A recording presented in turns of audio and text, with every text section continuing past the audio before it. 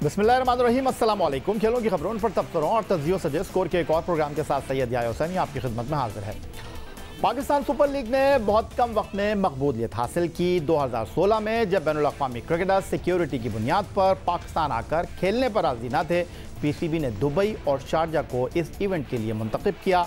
खाली मैदान होने के बावजूद खेल का मेयार और TV प्रोडक्शन का मेयार ने दुनिया को PSL के मेले से भरपूर अंदाज में मुतारिफ करवाया। अलबत्ता भारी सरमायाकारी के बावजूद PSL फ्रेंचाइजीज ने मुसलसल खसारे में जाने के साथ और अपने तहफ़्फ़ुज़ात नज़रअंदाज किए जाने पर लाहौर हाई कोर्ट से रुजू करने का फैसला किया, जहां से फैसला सामने आया कि बोर्ड ऑफ फ्रेंचाइजीज मिल बैठकर मामलात को बेहतर अंदाज में लेकर चलें और लीग को मज़ीद कामयाब और मुस्तहकम बनाने में किरदार अदा करें। National high performance centre Lahore में PCB और फ्रेंचाइजीज मालिकान की बैठक मुनक्किद हुई और इस इजलास की सदारत चेयरमैन पाकिस्तान क्रिकेट बोर्ड एहसान मनी ने की। इजलास के दौरान कोयटा ग्लैडिएटर, कराची किंग्स, पेशावर ज़ल्मी और इस्लामाबाद यूनाइटेड के मालिकान और नुमाइंदे वीडियो लिंक पर मौजूद थे, जबकि लाहौर कलंदर्स और मुल्तान सुल्तान के नुमाइंदे इजलास में मौजूद थे। इजलास में कोई हतमी फैसला तो सामने न आया, अलबत्ता PCB ने बताया कि शुरका ने नेक नियति के साथ शिकायत, तनाज़ात समेत तमाम मामलात पर दो तरफ़ा तबादला ख्याल किया, जबकि नए फाइनेंशियल मॉडल का मुसव्वदा फ्रेंचाइजीज को पेश किया गया है, जिसे उन्हीं की दरख्वास्त पर बनाया गया है, क्योंकि बोर्ड एक मौसर और मुनासिब मॉडल तलाश करने का ख्वाहिशमंद है।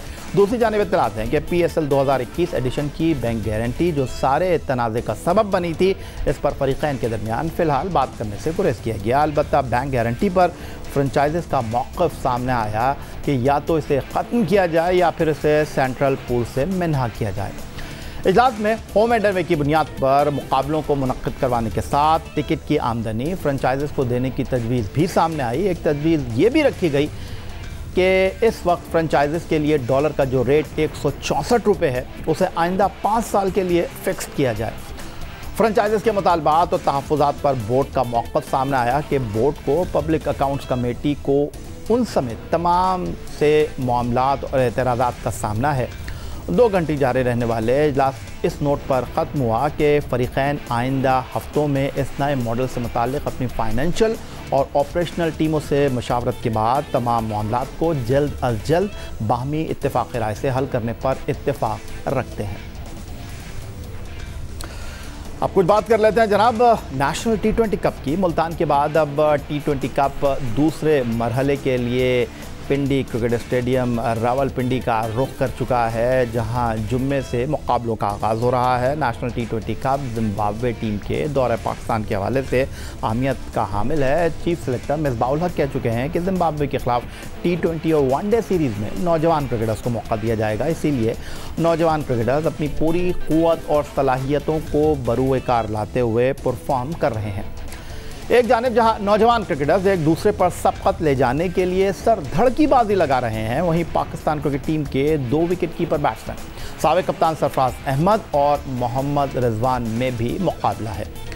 दोनों ही क्रिकेटर्स अपनी टीमों की क़यादत के फ़राइज़ अंजाम दे रहे हैं। सरफराज अहमद के कंधों पर सिंध की टीम की जिम्मेदारी है, तो मोहम्मद रिजवान खैबर पख्तूनख्वा की क़यादत के फ़राइज़ अंजाम दे रहे हैं। पहले बात करते हैं इंग्लैंड के खिलाफ टेस्ट सीरीज़ में मैन ऑफ द सीरीज़ का अवार्ड हासिल करने वाले मोहम्मद रिजवान की। नॉर्दर्न के खिलाफ पहले मैच में मोहम्मद रिजवान ने 1 डाउन पोजीशन पर बैटिंग की, मगर फिर बलूचिस्तान के खिलाफ दूसरे मार्के से वो फ़खर जमान के साथ इनिंग का आगाज़ करने के लिए मैदान में उतर रहे हैं। मोहम्मद रिजवान 5 मुकाबलों में 40 की औसत से 160 रन बना चुके हैं। इन 5 मुकाबलों में मोहम्मद रिजवान ने 2 निफ सेंचुरियाँ स्कोर की हैं। बलूचिस्तान के खिलाफ मोहम्मद रिजवान नाकाबिल शिकस्त 57 रन बनाने में कामयाब हुए और सदर्न पंजाब के खिलाफ दाएं हाथ के बल्लेबाज ने 55 रन की इनिंग खेली। उधर टीम में अपनी जगह बनाने के लिए मोहम्मद रिजवान के मुकाबिल हैं सरफराज अहमद, लेकिन जब से उनसे कप्तानी ली गई है, शायद इसके बाद से उनके बैट ने रन बनाना छोड़ दिए हैं। चौथे नंबर पर बल्लेबाजी करते हुए सरफराज अहमद ने 3 मैच खेले और एक में 5वें नंबर पर वो बल्लेबाजी करने के लिए आए, लेकिन चारों मैचों में वो बड़ा स्कोर करने में कामयाब ना हो सके। सरफराज अहमद ने 4 मैच खेलकर 13.33 की औसत से सिर्फ 40 रन बनाए, जिसमें उनका बेहतरीन स्कोर 20 रन है। तो अब सवाल यह है कि जिम्बाब्वे की टीम जब पाकिस्तान का दौरा करेगी, पाकिस्तान जिम्बाब्वे की मेज़बानी करेगा, तो क्या सिर्फ सरफराज और रिजवान के दरमियान मुकाबला है या कोई और भी उनकी जगह ले सकता है? तो उन्हें चैलेंज देने के लिए मैदान में पाकिस्तान अंडर 19 टीम के कप्तान रोहेल नज़ीर भी मौजूद हैं।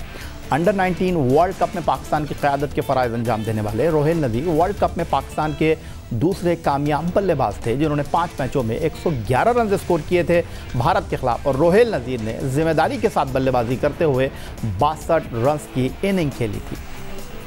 पाकिस्तान सुपर लीग में रोहेल नज़ीर ने मुल्तान सुल्तान की नुमाइंदगी की। दौरा इंग्लैंड के लिए टीम का ऐलान हुआ तो मोहम्मद रिजवान का कोविड-19 टेस्ट मुस्बत आया, जिसके बाद रोहेल नज़ीर को रिजर्व विकेट कीपर के तौर पर इंग्लिश सरजमीन पर भेजा गया। मोहम्मद रिजवान का दूसरा कोरोना टेस्ट मनफी आया तो दौरा इंग्लैंड के लिए वो तैयार हो गए, मगर इस दौरान रोहेल नज़ीर प्रैक्टिस करते हुए दिखाई दिए। पीसीबी ने जो तस्वीर जारी की उनमें भी सरफराज विकेट कीपिंग की प्रैक्टिस कर रहे थे, तो कभी रोहेल नज़ीर के पीछे खड़े होते और कभी रोहेल नज़ीर प्रैक्टिस में मसरूफ़ दिखाई देते, तो सरफराज अहमद अपनी बारी का इंतज़ार करते नजर आते। लेकिन इंग्लैंड के खिलाफ सीरीज़ में विकेटों के पीछे परफॉर्म करने का मौका मिला रिजवान अहमदी को। अब नेशनल T20 में रोहेल नज़ीर दिफाई चैंपियन नॉर्दर्न की टीम में हैं। इब्तदाई 4 मैचों में रोहेल को सिर्फ 1 में बैटिंग करने का मौका मिला। पहले 2 मैच में कोच मोहम्मद वसीम ने उन्हें ऊपर के नंबरों पर बल्लेबाजी का मौका न दिया। तीसरे मार्के में 8वें नंबर पर बैटिंग का चांस मिला तो रोहेल सिर्फ 8 गेंदों पर 21 रन बनाने में कामयाब रहे, लेकिन 5वें मार्के में अपनी बारी का इंतज़ार ही करते रहे।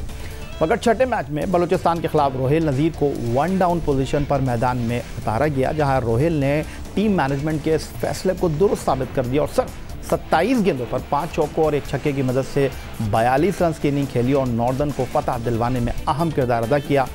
मोहम्मद रिजवान और सरफराज अहमद के लिए साथ ही उन्होंने खतरे की घंटी भी बजा दी। प्रोग्राम में वक्त हुआ है एक ब्रेक का। ब्रेक से वापस लौटेंगे तो Pakistan super league, Pakistan cricket पर गुफ्तगू करेंगे। क्रिकेट मुबस्सर global adviser Peshawar Zalmi doctor Kashif Ansari हमारे साथ होंगे और ओलंपियन समीउल्लाह जो फ्लाइंग हॉर्स के नाम से मशहूर हैं, वो हॉकी के अलावा इंसानियत की खिदमत के लिए क्या कर रहे हैं ये भी आपको दिखाएंगे।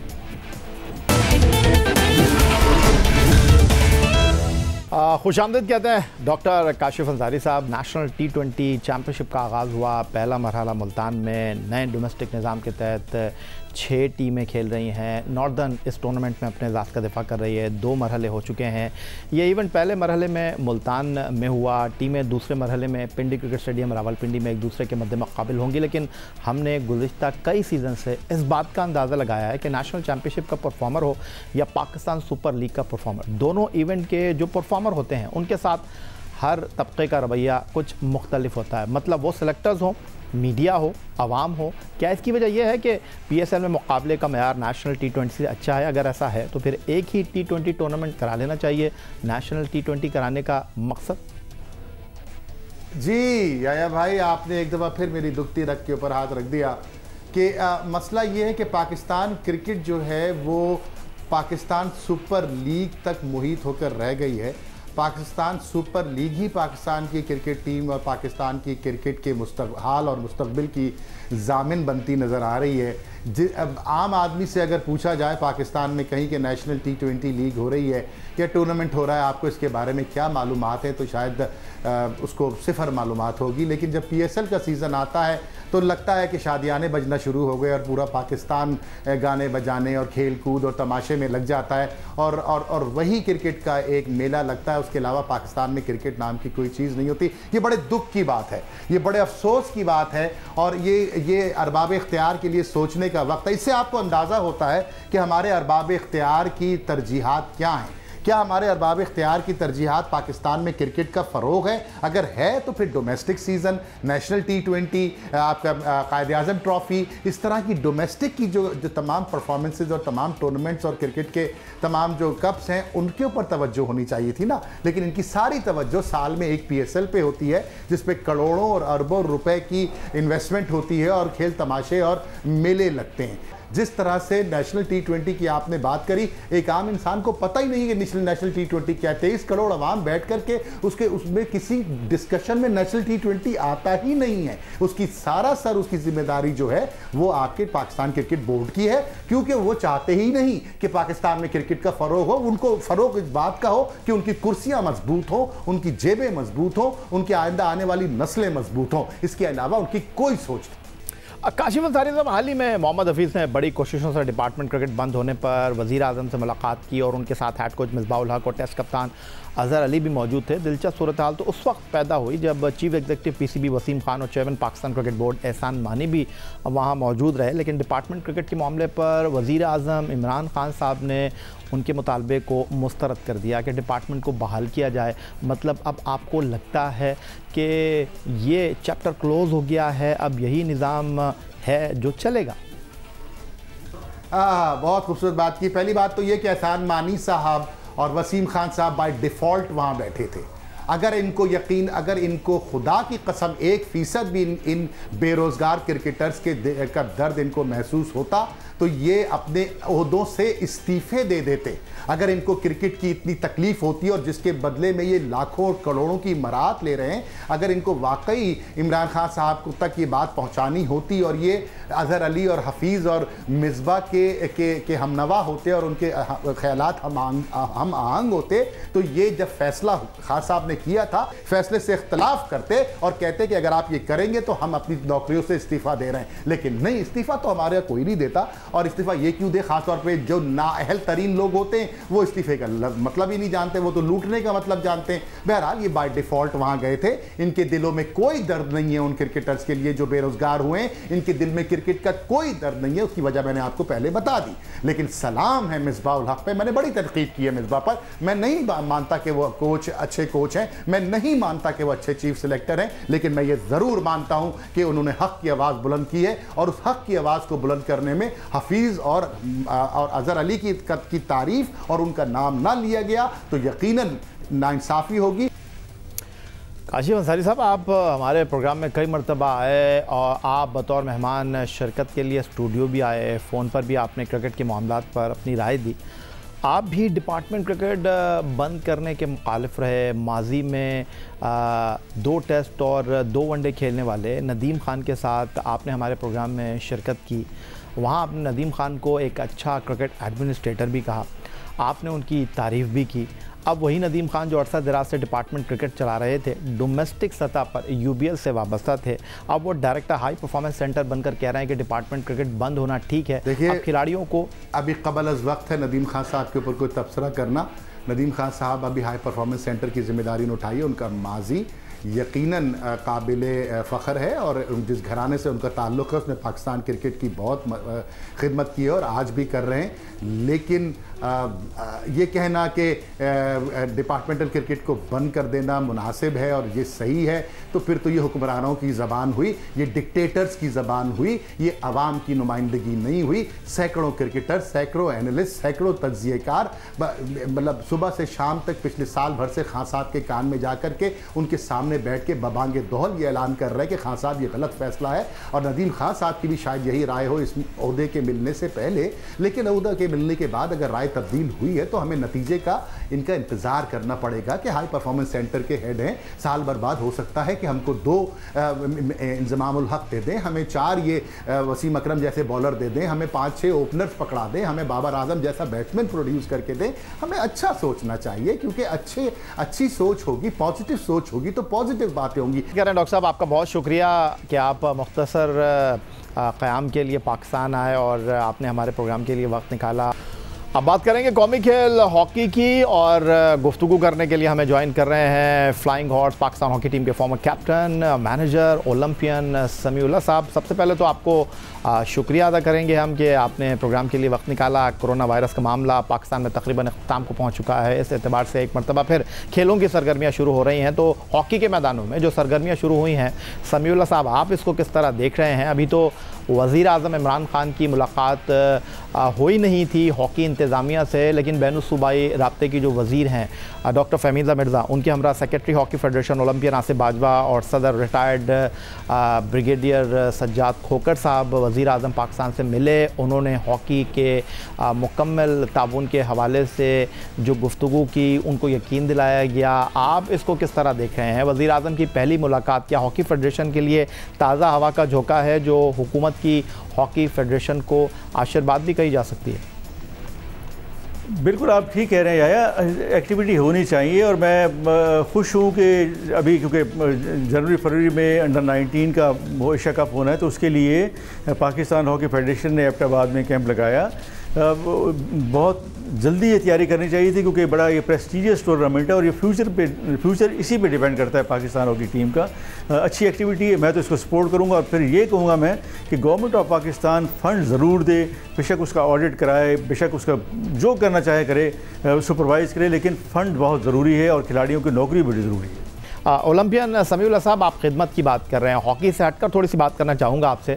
फ्लाइंग हॉर्स के नाम से आप मशहूर हैं, भावलपुर में आप काफ़ी अरसे से मैं ये कहूँ कि इंसानियत की खिदमत के लिए अपनी मदद आपके तहत दोस्तों के साथ मिलकर आपने चंदा जमा किया, एक आँखों का शानदार अस्पताल आपने कायम किया। इस वक्त मैं अपनी तस्वीर जो इस वक्त हमारे पास मौजूद हैं देखने वालों को दिखाना चाहूँगा कि बड़ी तादाद में लोग इस अस्पताल में आते हैं और आँखों की जो नेमत है इसके लिए लोगों को हौसला मिलता है, और सुना है बहुत कम पैसों में आप ना होने के बराबर मुफ्त में उनका इलाज कर रहे हैं। क्या आँखों का मामला जो है, क्योंकि आँखों का जो मामला है बड़ा पैसों वाला मामला है, लेकिन आप बड़े शानदार अंदाज में इस अस्पताल को चला रहे हैं, थोड़ा सा इस हवाले से बताएं। कम लोग जानते हैं इस बारे में कि आप भावलपुर में आँखों का एक अस्पताल चला रहे हैं।